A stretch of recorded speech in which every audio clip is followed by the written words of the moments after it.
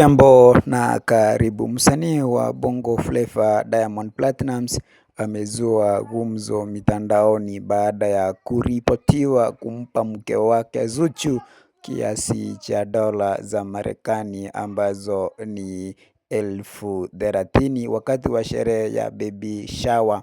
Kwa makadirio yaliyotajwa, fedha hizo ni sawa na takriban shilingi milioni 79.5 za Tanzania.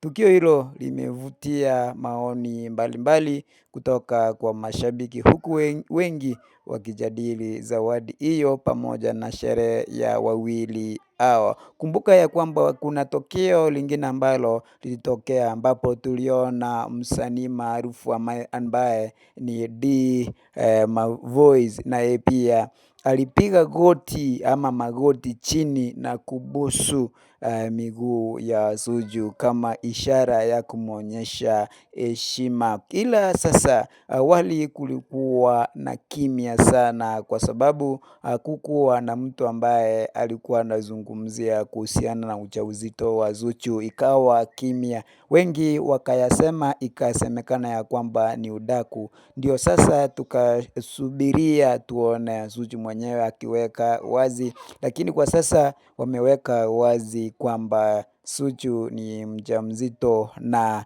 wanasubiria kupata mtoto wa kike. Walipiga hatua mbele na kutaja jinsia ya mtoto. Kwa hivyo tunajua kwamba jinsia ya mtoto ni ya kike, namna ambavyo waliweka wazi. Ila kuna wasanii wengi ambao walihudhuria sherehe hiyo wa kibongo, na awali kulikuwa na udaku na fununu kwamba mtoto wa Zuchu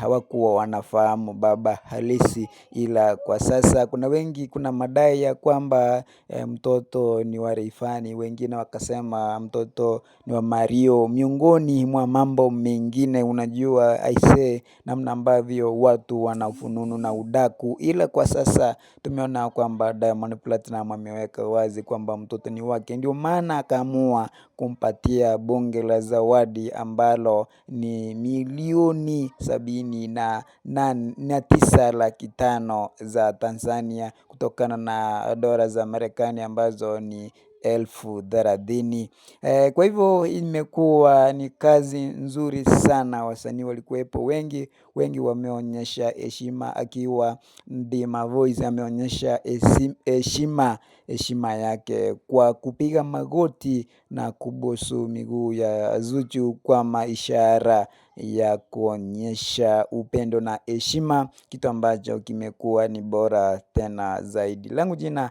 lasalia kuwa Maskini Mzumi, na kutakia kila heri, na nakushukuru sana kwa kusapoti channel hii. Endelea kuisapoti ili tukue pamoja, na kutakia kila heri.